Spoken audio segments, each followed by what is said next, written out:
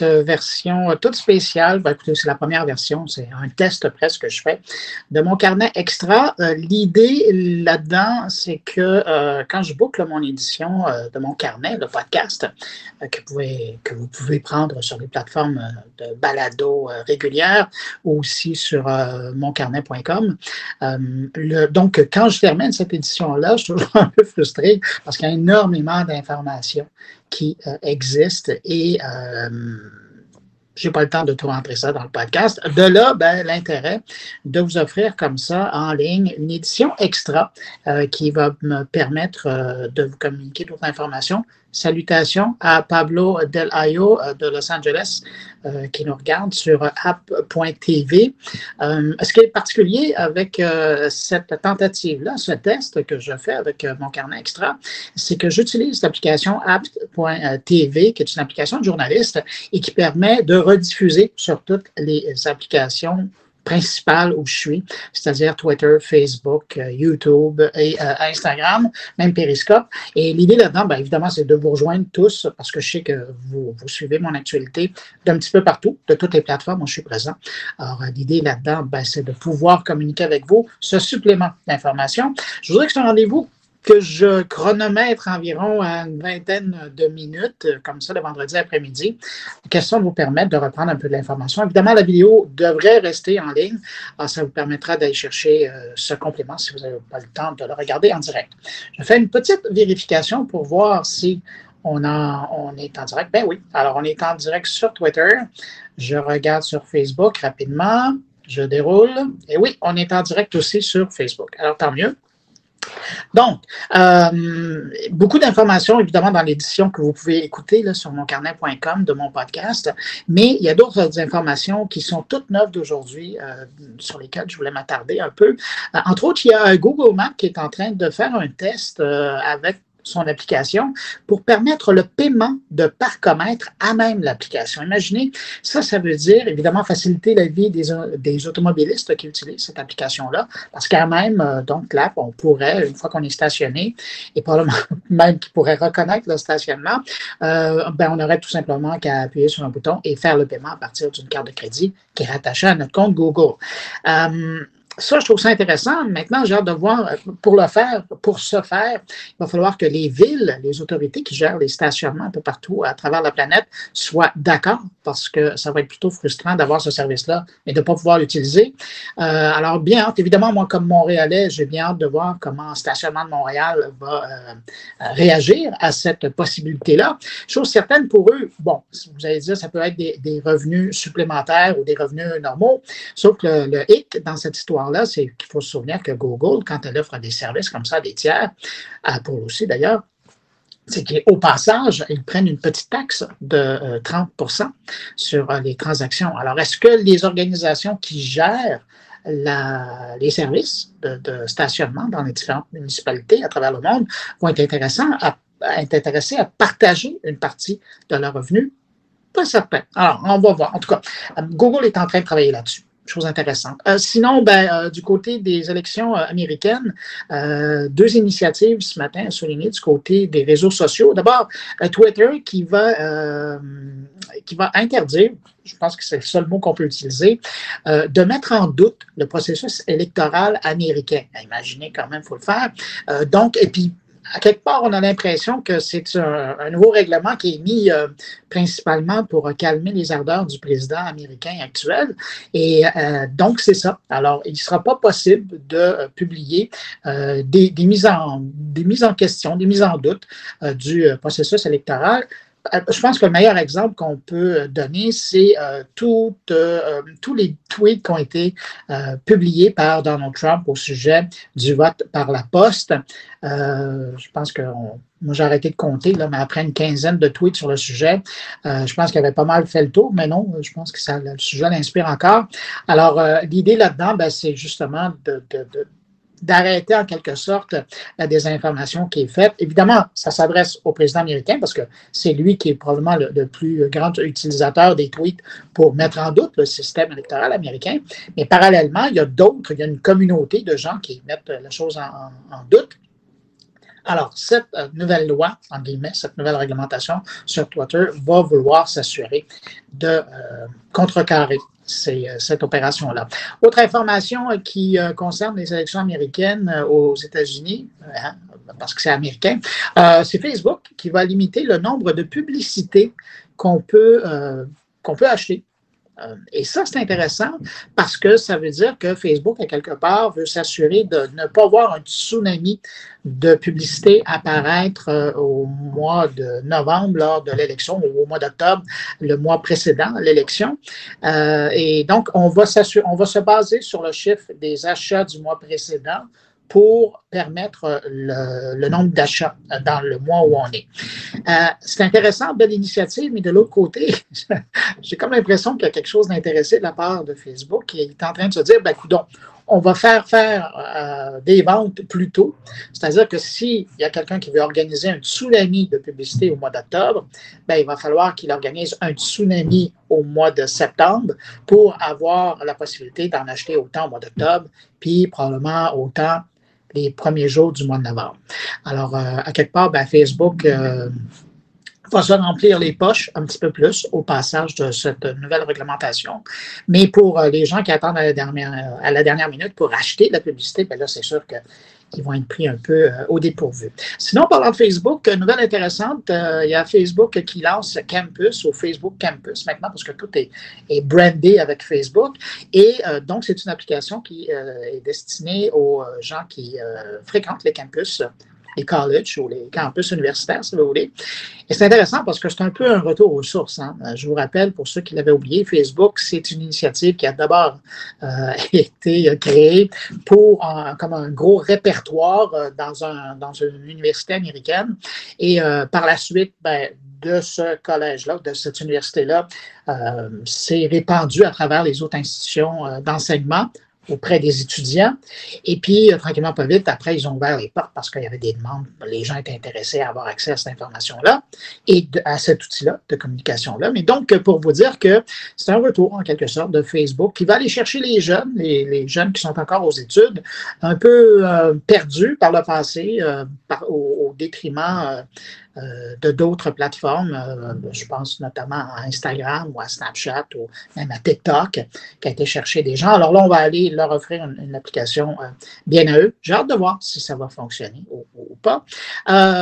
Autre information qui a attiré mon attention aujourd'hui, c'est Apple.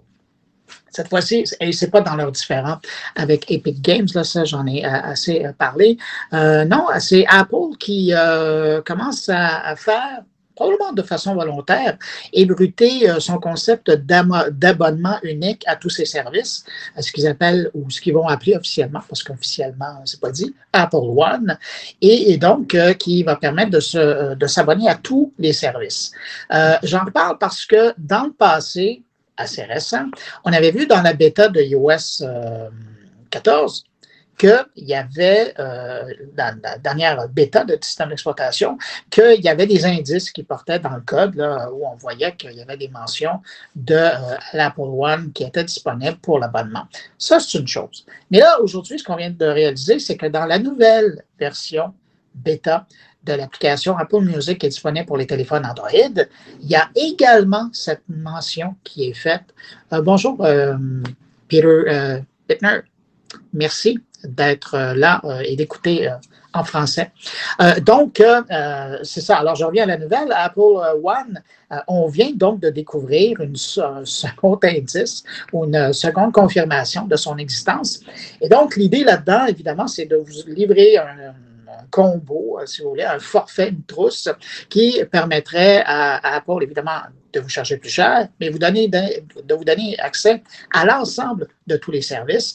Alors ça, dans certains super utilisateurs des différents services d'Apple, ça va peut-être être quelque chose qui, économiquement, va être une bonne décision parce que ça pourrait faire économiser plusieurs dollars de façon mensuelle, mais on n'a pas encore les chiffres. Donc, il va falloir être patient et voir comment les choses vont aller. Nouvelle sur le front des réseaux sociaux, il y a Snapchat les profils publics permanents. Et ça, c'est intéressant parce que voyez ça comme des fiches officielles de personnes ou d'utilisateurs. Et ça, dans le passé, c'était quelque chose qui était réservé vraiment aux super créateurs, aux VIP qui utilisaient Snapchat. Mais là, ce qu'on est en train de voir, hi Amber Mac, là, ce qu'on est en train de voir, c'est la possibilité pour les 236 millions d'utilisateurs quotidiens là, qui sont actifs, qui utilisent toujours Snapchat, de créer leur propre page personnelle. Alors, j'ai hâte de voir si ça va se faire. Et ça, c'est intéressant parce que Snapchat a toujours été quelque chose qui était utilisé en silo. Donc, on conversait d'une personne à l'autre. De temps en temps, il y avait des comptes qui devenaient plus populaire, mais jamais c'était une destination pour avoir de l'information sur une personne. On voyait essentiellement la production qu'elle faisait. Alors, de voir ce modèle-là arriver, c'est-à-dire, puis moi, je fais un petit peu un parallèle avec la page personnelle ou le compte personnel qu'on a sur Facebook, par exemple, bien, de voir ce modèle-là être appliqué sur Snapchat, j'ai hâte de voir si ça va probablement retenir des gens qui pourraient être tentés d'aller voir ailleurs parce que de plus en plus, on a juste à penser à Reel qui est disponible sur Instagram. Ça commence à ressembler pas mal à du Snapchat. Je ne parle même pas des stories. Même chose pour TikTok qui offre un complément qui est intéressant. Bref, beaucoup de possibilités qui arrivent avec donc ces profils publics permanents qui vont être offerts à l'entièreté des utilisateurs de Snapchat. Ça, c'est une bonne nouvelle. Alors, aussi, autre information qui a attiré mon attention, c'est une information que j'ai reçue de Google ce matin.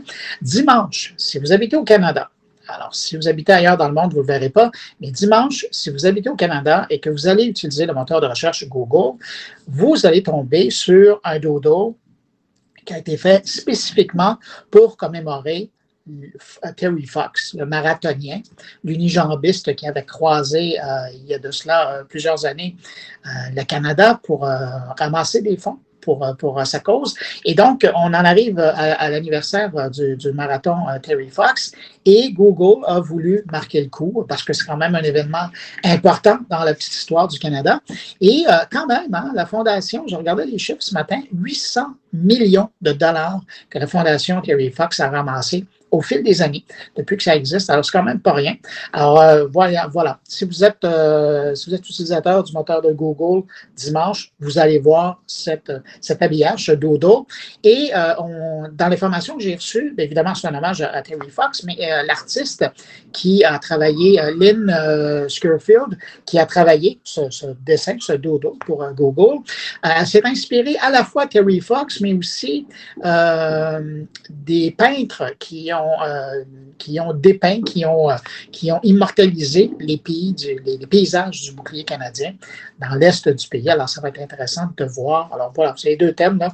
Le groupe des 7, le bouclier canadien, probablement qu'il va y avoir ça va être l'automne et on va voir un Terry Fox qui va être en train de courir. Je n'ai pas vu le dessin, je n'ai pas vu le dodo, mais je présume que ça va ressembler à ça. Donc, ça, c'était les grandes informations que je voulais vous livrer en complément dans ce Mon Carnet Extra. Sinon, vous me permettez de revenir brièvement sur Mon Carnet, l'édition qui est disponible, là, qui vient d'être en ligne ou qui vient d'être mis en ligne aujourd'hui. Et on parle de beaucoup de sujets. Dans le bloc actualité, notamment, les Canadiens, les appels vidéo. Il y a un observatoire qui appartient à CBC Radio-Canada qui a fait une étude sur l'utilisation des plateformes d'appels vidéo. Alors, pensez à FaceTime, pensez à Messenger, pensez à Zoom. Ils étaient curieux de savoir comment les Canadiens l'avaient utilisé depuis le début du confinement. Puis vous allez voir, les chiffres sont vraiment impressionnants. Les jeunes étant les plus grands utilisateurs, on n'est pas surpris, mais c'est vraiment intéressant de voir ça. Je reviens sur la formation de Google. J'en avais parlé sur le blog, mais là, je reviens parce que ce n'est pas tout le monde qui a lu le blog. Google qui va lancer une formation de UX, de chef de projet et d'analyste de données. Et ça va être une formation qui va être donnée, ça va être sur 6 mois et ça va vous coûter $300 US. Pour le moment, vous allez avoir plus d'informations dans le podcast, là, mais pour le moment, la formation est uniquement donnée aux États-Unis. Mais je surveille ça des deux yeux pour alerter mes auditeurs de Mon Carnet quand la formation va être disponible ailleurs, que ce soit en France, au Canada ou ou ailleurs. Sinon, les sujets qui m'intéressent, évidemment, je reviens dans le podcast sur Epic Games et Apple. On a maintenant des chiffres concrets de l'impact de leurs différends sur les joueurs de Fortnite.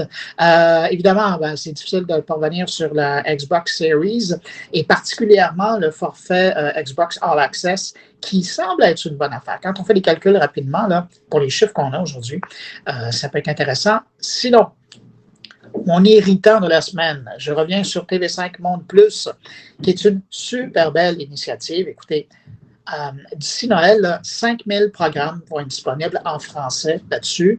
C'est un service, un service de VOD, donc de vidéo à la carte, gratuit, qui est offert par TV5. C'est offert à travers le monde dans 190 pays, je crois, mais pas au Canada. Dommage. Et donc, partout à travers le monde, on va pouvoir avoir 5000 productions, toutes en français, et un grand nombre qui viennent du Québec, du Canada francophone. Mais les Canadiens, les Québécois ne pourront pas voir cette production parce que il en est ainsi. Mais donc, ça ne vous empêche pas, si vous avez un VPN ou si vous habitez ailleurs qu'au Canada, d'aller voir tv5mondeplus.com. Et puis, vous aurez accès à cette programmation-là qui est fort intéressante. Il y a un paquet de séries québécoises qui sont là-dessus, mais aussi des productions africaines, françaises, suisses, belges et d'ailleurs dans le monde, des endroits où on fait de la production en français. Alors, je vous invite à aller faire un tour. Puis pour les Canadiens, les Québécois, vous avez tv5uni.ca qui offre, je pense que ma dernière visite de vérification, c'était 63 extraits de ce catalogue de 5000 titres. C'est pas vraiment fort. J'espère qu'on va trouver un moyen de nous en offrir un petit peu plus parce que c'est quand même dommage. Sachant d'ailleurs aussi que le gouvernement canadien investit de l'argent, des millions de dollars dans ce projet-là. Alors, sinon, dans le podcast, je parle de Amazon Music HD qui est disponible au Canada et également en France. Je parle de la Nintendo 4K. J'en dis pas plus, il faut aller écouter le podcast pour savoir ce que c'est, mais des bonnes nouvelles dans ce contexte-là. Sinon, dans les entrevues, dans les sujets qu'on vous propose, moi et toute l'équipe, notamment, je reviens sur le problème de l'harcèlement et des menaces en ligne. Il y a eu une augmentation faramineuse, je pense que le terme est juste, depuis les débuts du confinement, depuis le début de la pandémie. J'ai l'impression qu'on tous ont monté d'un cran. Et ce qui fait qu'il y a des échanges qui sont plutôt virulents et qui tournent au vinaigre assez rapidement. Et donc, dans ce contexte-là, moi, j'étais curieux de parler à un avocat qui est spécialisé dans le contexte du numérique. Et donc, il y a Frédéric Letendre, qui est avocat chez Ulex, ici à Montréal, qui a bien voulu répondre à mes questions, à savoir, c'est quoi les recours, et c'est très concret, là, c'est quoi les recours quand vous êtes pris dans un cas de harcèlement ou de menace en ligne. Et vous allez voir, vous sortez de là, et puis vous avez des outils. Après, il faut faire des choix, il faut prendre des décisions, mais vous serez informé. Autre entrevue intéressante à écouter dans cette édition de Mon Carnet, c'est Jean-François Poulain qui, cette semaine, nous présente une entrevue avec Pierre-Luc Lapointe. Et ça, c'est intéressant, c'est sur l'aspect ou la notion de présence dans le virtuel. Alors qu'on soit en vidéoconférence, Zoom, ou qu'on soit en hologramme ou en cette notion de comment on approche le concept de la présence de quelqu'un ou de quelque chose, mais dans un contexte de virtualité. Et c'est une super bonne réflexion. J'ai eu la chance, évidemment, d'écouter l'entrevue avant de la mettre en ligne. Et ça fait penser, ça fait réfléchir. Et dans un contexte où on parle de plus en plus, justement, grâce à la bande passante et des processeurs qui calculent toujours plus vite, de plus en plus, on se rapproche de la présence virtuelle des gens dans notre environnement. Alors, d'avoir cette réflexion-là en amont, je trouve que c'est pertinent et merci beaucoup à Jean-François Poulain de nous offrir cette réflexion-là avec son invité Pierre-Luc Lapointe. Sinon, il y a Thierry Weber qui s'intéresse à Adam Curry, son dernier coup. Je parle de cet index, de ce catalogue de podcasts qui il vient de lancer là, cette semaine. L'information a été lancée. Et donc, Adam Curry a décidé de faire un complément, en tout cas d'aller nourrir un monde qui était peu nourri, c'est-à-dire celui des gens qui cherchent des podcasts ou par sujet. Et l'idée là-dedans, donc, c'est de permettre un référencement plus facile et probablement plus performant. Ce qui est à faire présentement. À l'heure actuelle, quand on cherche un podcast, c'est pas compliqué. Le seul endroit où on peut aller, dans le fond, c'est Apple, parce que c'est comme l'endroit obligé de passer au niveau de l'indexation si on veut être référencé ailleurs. Adam Curry, avec sa nouvelle initiative, il essaie de proposer quelque chose d'autre.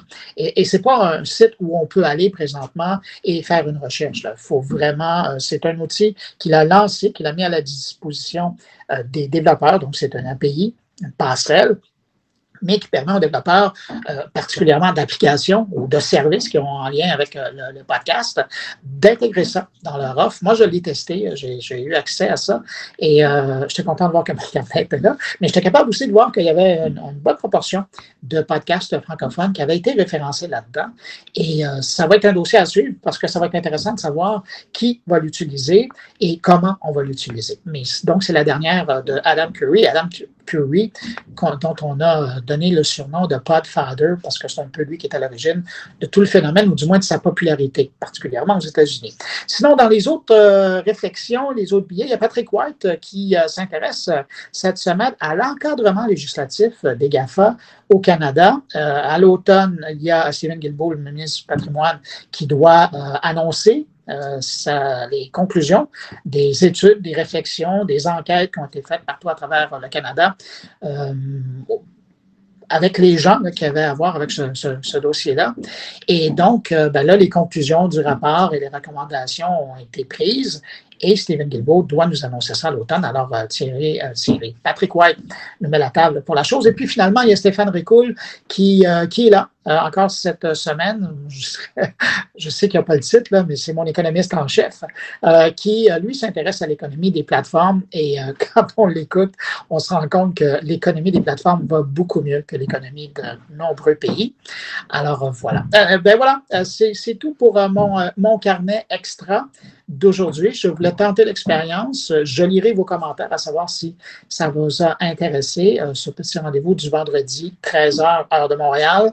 Si c'est le cas, on répétera la semaine prochaine. Puis si ce n'est pas le cas, on cherchera. On trouvera quelque chose d'autre. Mais merci d'avoir écouté jusqu'à la fin. Je vous dis au revoir. Pas la semaine prochaine, parce que vous pouvez me reprendre dans mon podcast, moncarnet.com, ou sur votre plateforme de balado-diffusion préférée. L'information est là.